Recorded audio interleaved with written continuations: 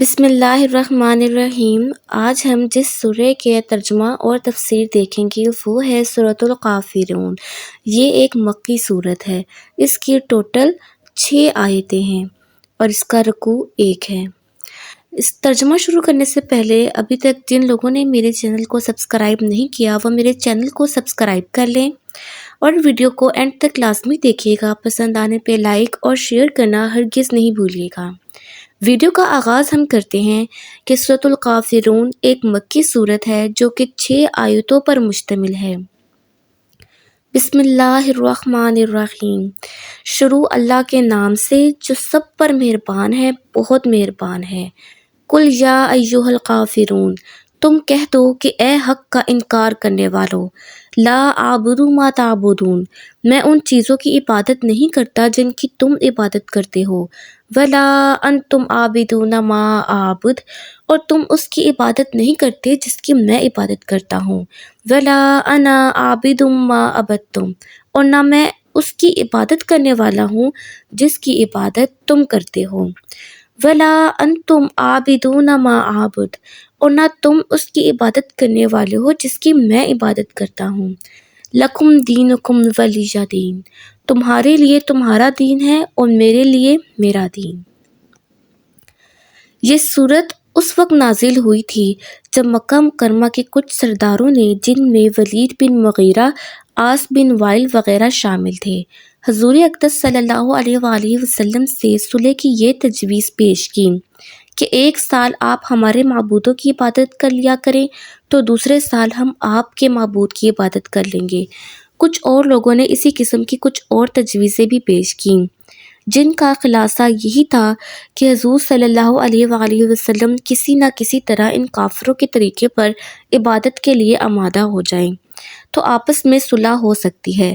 اس صورت نے 2 ٹوک الفاظ میں واضح فرما دیا کہ کفر اور ایمان کے درمیان اس قسم کی کوئی مصالحت قابل قبول نہیں ہے جس سے حق اور باطل کا امتیاز ختم ہو جائے اور دین برحق میں کفر یا شرک کی ملاوٹ کر دی جائے۔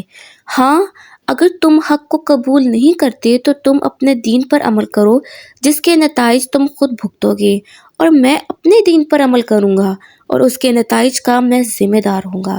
اس سے معلوم ہوا کہ غیر مسلموں سے کوئی ایسی مصالحت جائز نہیں ہے جس میں ان کے دین کے شعائر کو اختیار کرنا پڑے، البتہ اپنے دین پر قائم رہتے ہوئے امن کا معاہدہ ہو سکتا ہے، جیسا کہ قرآن کریم نے سورۃ انفال میں فرمایا تھا۔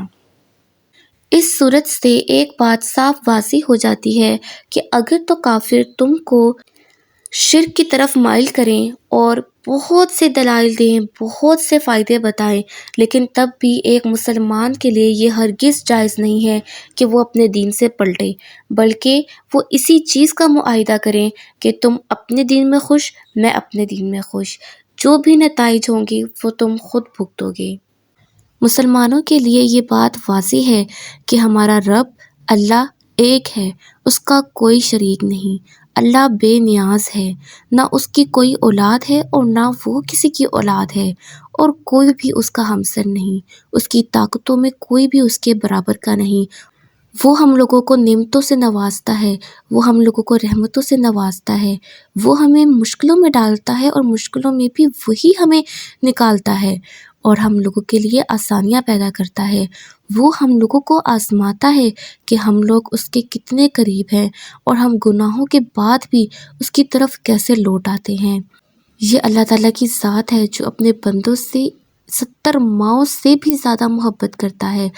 تو جو رب 70 ماؤں سے زیادہ اپنے بندے سے محبت رکھتا ہے تو پھر ان بندوں کا یہ فرض نہیں بنتا، یہ حق نہیں بنتا کہ وہ حق اور باطل میں فرق کرنا بھول جائیں، بلکہ ان کا فرض بنتا ہے کہ وہ ہمیشہ حق کا ساتھ دیں اور کبھی بھی، چاہے کسی بھی مقام پہ کیوں نہ ہوں، لیکن اللہ تعالیٰ کے ساتھ کسی کو بھی شریک نہ ٹھہرائیں اور اللہ تعالیٰ کے سوا کسی کی بھی عبادت نہ کریں اور کسی سے بھی مدد نہ مانگیں۔ سبحان اللہ۔ جزاک اللہ۔ اللہ تعالیٰ ہم لوگوں کو سیدھے راستے پر چلنے کی توفیق عطا فرمائے اور یہ شیطانی وسوسوں سے بچنے کی توفیق عطا فرمائے۔ شرک ایک ایسی لعنت ہے کہ اگر کوئی بندہ شرک کر لے تو پھر اللہ تعالیٰ اس سے بددل ہو جاتا ہے اور اس کی معافی بھی نہیں۔ تو اس لیے کوشش کرنی چاہیے کہ جتنے بھی شرک کے راستے ہوں ان سے ہم بچیں، پرہیزگاری اختیار کریں۔ اللہ تعالیٰ ہمیں دین پر چلنے کی توفیق عطا فرمائے، ہدایت دے، آمین۔ پسند آنے پہ میری ویڈیو کو لائک کریں، شیئر کریں اور میرے چینل کو سبسکرائب کر لیجیے گا۔ شکریہ۔